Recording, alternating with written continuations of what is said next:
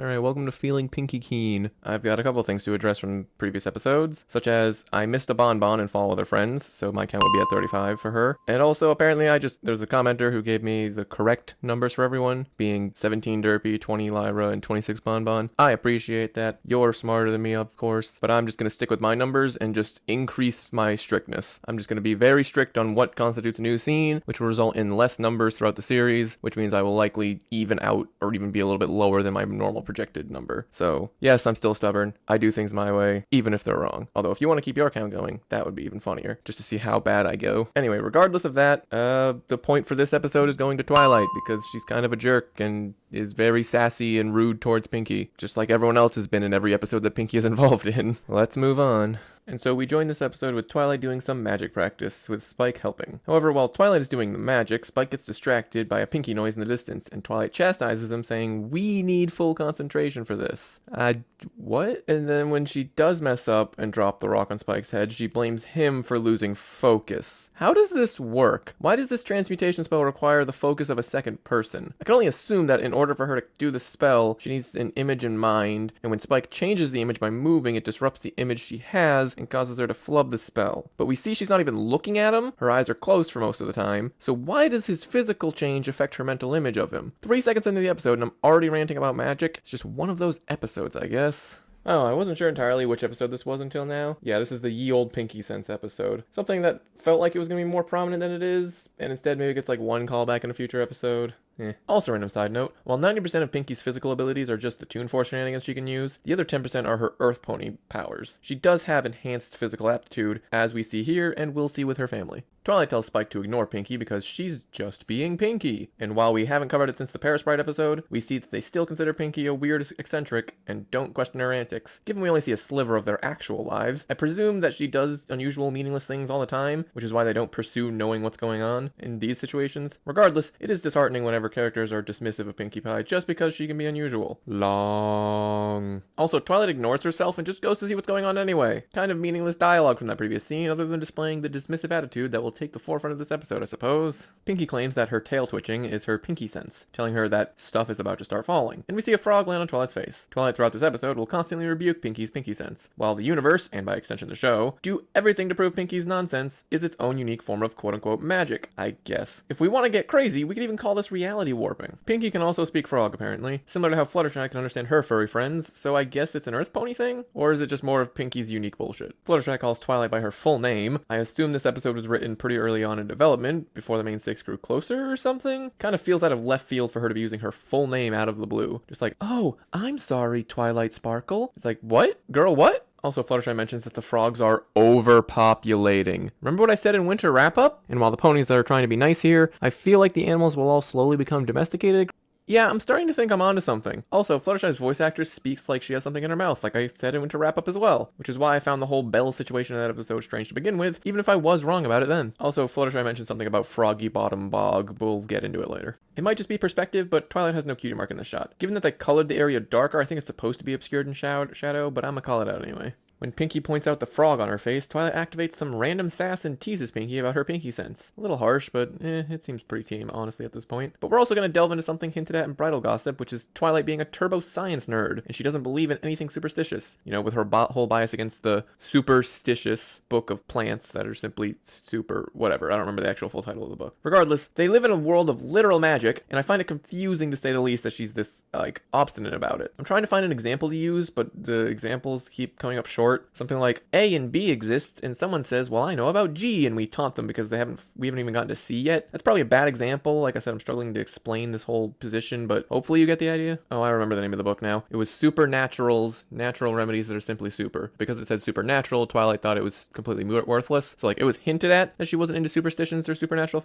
phenomenon, but we're gonna delve into that more with this whole Pinkie sense bullshit. Pinkie ignores more of Twilight's snide remarks and trots along happily. Man, Pinkie took Twilight super literal here. On top of her hyperfixation on parties and fun, and her incessant need to make others happy. Nope, still can't think of anything that could explain that. Darn, it's on the tip of my tongue, too. Pinkie, you don't look so good. You look kind of like a very thin, fucking lady with really buff arms. Anyway, Spike is immediately buying into the Pinkie sense, and when Pinkie returns with another tail twitch, he shows some concern. We could call this Spike being naive for buying into it, but we all know the truth. Pinkie must be feared. And we're joined by Applejack, who also displays a well-founded fear of our dark overlord Pinkie. In all seriousness though, what the fuck is Applejack doing in this episode? She literally does nothing other than exist to show us that some ponies do believe in Pinkie's Pinkie sense, I guess. At which point they could have just had her leave the episode, but she just fucking sticks around. Why is Applejack here? She accomplishes nothing in the episode that wouldn't have been accomplished without her. Flapping ears from Pinkie means Twilight is now a stinky. This entire episode so far has just been Twilight doesn't believe something will happen, then it happens. Not a lot of inspired commentary I can give. I'll keep it sparse, this might be a short one, we'll see. Before Mud hit Twilight, Pinkie was like, oh, I'll get you, I'll prepare you a bath. And then Twilight actually goes with her afterward to take the bath that Pinkie prepared. Unnecessarily funny. Because even if Twilight is annoyed with Pinkie at this moment, she's not going to turn down a free bath after getting covered in mud, let's be real. Alright, now Pinkie Pie finally explains her Pinkie sense. Basically, her body does some weird thing, similar to that old trope of old people's knees predicting the weather, which I think was claimed to be related to a drop in air pressure, or maybe an increase in air pressure, which causes some discomfort in the old joints or something like that. That might be pseudoscience I heard somewhere, but that's what I remember. Anyway, we learned 2 new Pinkie triggers. An itchy back means it's her lucky day, and her new knee getting pinchy, something scary is about to happen. Also, her shoulder got achy, which means there's an alligator in the tub, and we get to meet Gummy, our Lord and Savior. Praise unto him as he will deliver us from our woes. Twilight brings up a good point about an alligator in the tub being dangerous. However, we learn that Gummy is not only Pinkie's pet, but also has no teeth. I question if this is a baby alligator thing, but I'm pretty positive it's not. And if it's a mutation or disease, then Pinkie's incredibly wholesome for taking care of him. And if she did it for her own safety, that's fucking dark. I'm gonna go with one of the first 3 though. Pinkie and Twilight get into an actual discussion of their Pinkie sense when Twilight calls it mumbo jumbo. And then Pinkie says what I said. You do magic, what's the difference? So let's hear Twilight's answer. Quote, magic is something you study and only happens when you choose for it to happen and is done with a specific goal in mind, end quote. Needless to say, Twilight herself has proven this false in episode 3 Ticketmaster, as in that episode, Twilight teleports unwillingly through panic, which causes Spike harm. So Pinkie kinda wins this argument for me. Also, funny detail is Twilight literally climbing up on a soapbox to say all this. Great visual gag from the creators. Pinkie explains that she can get multiple sensations at the same time, and she calls them a combo. Twilight catches a door to the face as Pinkie explains that her specific combo of ear flap, eye flutter, knee twitch means there's going to be a rainbow, only for Twinkie to experience an ear flap, knee twitch, eye flutter, which means watch out for doors. Pinkie then tells Twilight she doesn't believe because she doesn't understand, which I can't tell if that's nonsense or deep as fuck. Regardless, this triggers Twilight to turn Pinkie into a test subject and try to legitimately understand the Pinkie sense. Here's some of the most insane technology we've seen in this show. We've seen Pinkamena Da Vinci's flying machine, a hot air balloon, and a train, but we haven't seen this level of shit. Twilight feels like she has crazy levels of innovation and technology that isn't explored nearly enough. Similar to how I said Pinkie's creativity in inventing was more impressive than she gets credit for. Twilight, while is more believable and expected, also does not get enough exploration of this. Pinkie drops the sometimes you have to believe in something, even if you don't understand, comment, which is a bag of worms all its own. Followed by Twilight's I won't believe anything I don't understand, drops us into a very precarious discussion that I'm not entirely sure I want to get into. I'll either cover this in the episode review at the end or not at all. Twilight grows annoyed and says she doesn't want to understand and doesn't care anymore. And Pinkie drops the subject altogether and moves on with her day. Pretty mature on Pinkie's end, honestly, which is mildly surprising for season 1 Pinkie, and unheard of in later seasons. Pinkie combos that another door is going to open, and Spike pancakes Twilight again. When he asks if Pinkie's seen Twilight, Pinkie gives the most, yes, but I'm leaving ASAP so I don't get yelled at, I've ever heard. After Twilight's second pancaking by door, she takes back what she said like 3 seconds ago and will now proceed to stalk Pinkie. Well, well, well. Looks like the horseshoe was now on the other hoof, doesn't it, Twilight? First, she gets stalked by Rainbow Dash and Applejack, and now she stalks Pinkie. Stalking seems to be a favorite habit of Ponyville, honestly. After a totally random and not eventually relevant cutaway to Fluttershy quietly reaching the frog's new pond, Froggy Bottom Bog, Twilight decides that Pinkie Pie's scientific name is Pinkius Piacus, which feels like the show calling me out for the Pinkamena Da Vinci comment. As Twilight picks up their cover and walks to follow Pinkie, Spike's legs kick fruitlessly in the air, an example of the gags that make me laugh in every fucking episode. It's always something not really focused on as a joke, just something that makes sense and is goofy. Pinkie randomly playing on school grounds feels a bit weird, since they have parks and stuff, but we do get a closer look at the Kid Destroyer 3000 tetherball device, and look at the size of those fucking tetherballs. They're the size of the fillies and colts! It's almost bigger than Pinkie, and she's fully grown! Pinkie hides after she gets an itchy nose, and Twilight tries to call her out on hiding from something falling, only for it to show that itchy nose means bees. Simply bees. As funny as Bandage Twilight is, why is the one on her flank so massive? That shit is big enough to be a blindfold. While watching Pinkie, Twilight sees another door combo, and as Spike is afraid, Twilight stands next to a barn door to prove her point, only to fall into a cellar that apparates from nowhere, giving credence to my jest about Pinkie being a reality warper. Given how many times people question what Pinkie does and how she does it, that's probably canon at this point. Also, Applejack is in that cellar, and claims it's her new apple cellar, and I'm pretty sure that we never see this again, and it's never drawn this location ever in front of the barn again, and if I'm wrong in the future, I'm gonna lose my mind to the continuity, but if this does exist, it's probably moved to the side of the barn instead of the front. Yes, I know this is a joke. Twilight somehow either breaks her legs or at least sprains them from falling into the cellar, which means even if inadvertently, Pinkie has hurt another friend. This is a joke. Also, a very elaborate wheelchair, given how different it is from the hospital ones we see later. This was probably made by Twilight. Although she could have also just used her magic to lift her arms instead, this feels excessive. Yes, magic is tiring, but so is building this device that you're only going to use once. Another twitchy tail, and now we get extreme Looney Tunes nonsense slamming into Twilight's skull. If a simple fall got her in casts, how bad is this gonna be? Oh, she dead. Oh, she extra dead. This is it, I think! This is the birth of Derpy! If it wasn't an earlier episode, I missed it, but I think this is it. Also, Derpy 25. Also, fun visual gag, the pony right next to Derpy that was also holding the piano and other supplies has drops. Raindrops. Drops. He's explaining the joke, making it funnier. Oh hey, Twilight's alive. Anyway, Pinkie reveals to Applejack that she knew Twilight was stalking her and she let it happen, only for Twilight, who's obviously in pain, to walk over to air her grievances. Pinkie then explains that Twilight wouldn't have been secretly following her if she told Twilight she knew it was a secret. Yeah, I'm just as lost as Twilight. Pinkie gets the doozy, which means something no one expects is going to happen, and it's going to happen at Froggy Bottom Bog, which she just knows intrinsically for some reason, which is also where Fluttershy is. I'm gonna be honest, I forgot all about this upcoming sequence for this episode, and was wondering where the episode was going to fill the next 10 minutes. Froggy Bottom Bog is apparently in the Everfree Forest, which I suppose makes sense, since that's where animals and the like are able to live without pony influence, which kind of means Fluttershy is sending the frogs to their deaths, but also technically releasing them from captivity, even though they aren't captive. The whole animal situation and the Everfree Forest situations are confusing at best. Also, the bog could be past the forest, I'm just assuming it's in the bog due to what lives in it. Spike is concerned and thinking about what could have happened to Fluttershy, and ends on, she exploded, which is met with Applejack's amazing, for no reason. Honestly, I have no real deep things to talk about, and there's not a lot of background ponies or anything, but this episode is just straight up funny. Probably the best comedy the series has done so far. Unfortunate for me, because that means that episode might be lacking. I'm gonna try to keep paying attention though, obviously. Pinkie drops the, what if she exploded, and then exploded again? Only for Spike to ask the realest question ever posed by anyone about anything. Can you do that? Can you explode twice? This episode is just straight up gold. They find Fluttershy, and she looks quite concerned with Spike hugging her. Reasonable, I suppose, since he came out of nowhere, though it does appear to be surprised for the most part, since she seems pretty calm.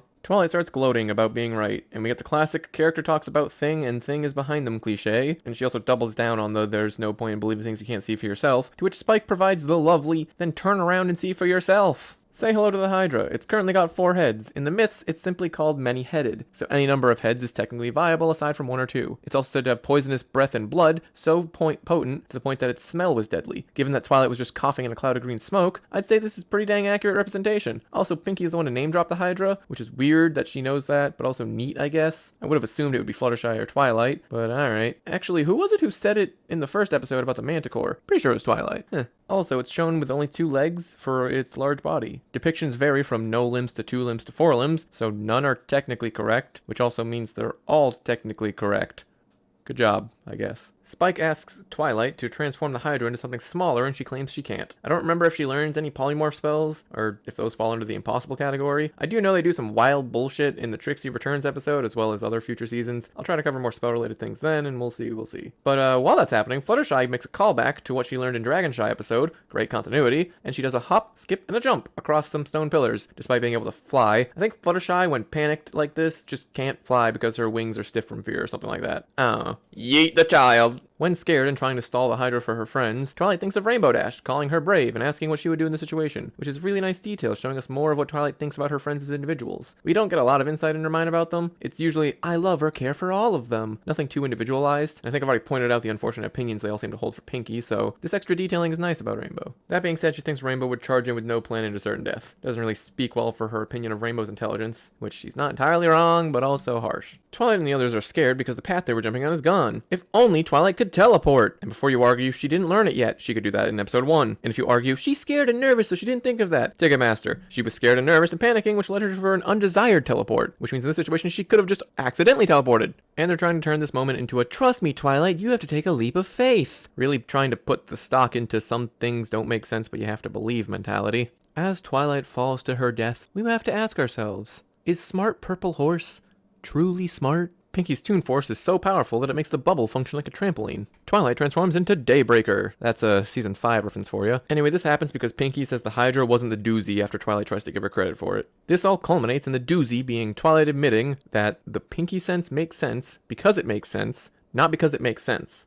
Does that make sense? Before getting into the letter to Celestia, Spike's inkwell is the invisible ink one, not the normal one. That's all. Now on to the letter. The letter is thus, quote, I've learned that there are many wonderful things in this world you just can't explain, but that doesn't necessarily make them any less true. It just means you have to believe in them, and sometimes you need a friend to show you the way, end quote. So yeah, this might be the worst lesson so far. It comes across as like anti-education, which might be too harsh. It feels that way to me, which is probably me reading too much into it, obviously. But 99% of the things can be explained pretty easily. Even things we used to not understand are being delved into. Things like quantum teleportation, gravity waves, or light having gravity and mass. All these things are phenomenon or ideas that we didn't understand or think possible, only to be researched for decades and finally understood. I think I so strongly disagree with this message because I believe that everything can be explained, even if we can't currently do it. And I think making an effort to understand is good, but dedicating yourself to understanding is how progress happens, and only truly amazing minds can make that happen. I don't even think I have a positive spin to put on this one. Give me your positive spins, or maybe even a better interpretation, as my thinking is probably too rigid for this one. Sorry. Also, the reason I'm being so critical on this is at the end of the day, this is a lesson being told to kids specifically for them to learn from it, and I don't think it does a very good job of giving a positive message. Again, I'm probably interpreting it very poorly, and this lesson does make a lot more sense in universe because they have actual magic that doesn't always make sense. And Pinkie Pie's final twitchy tail of the episode apparently meant Celestia was going to fall out of the sky. She says nothing and then dips. Pinkie, you eldritch monstrosity, leave the fabric of reality alone. And this has been Feeling Pinkie Keen. All in all, it's a very funny episode, and while I don't always agree with everything they talk about in it, and even the things I do agree about are not necessarily communicated properly, I feel, this episode I do have very positive feelings toward just because of how fucking good the comedy is. And I can't properly show that. I did try a little bit harder to go over some of the jokes they did, but again, I don't think they come across nearly as funny when I have to explain it. So regardless, I'm going to give this episode a solid 6 out of 10. This is above average, definitely, and I think more episodes should be around this quality. Also, in the future episodes, I will try to commit to being more strict with my counting of the backgrounders and not just be very loosey-goosey with it, but I am just going to keep my numbers as is because, again, lazy, stubborn, blah, blah, blah. Thank you to whoever did your own counting, and if you keep it going, that would be funny, but you also don't have to because this is just for fun, honestly. Like you said, this is all just for fun.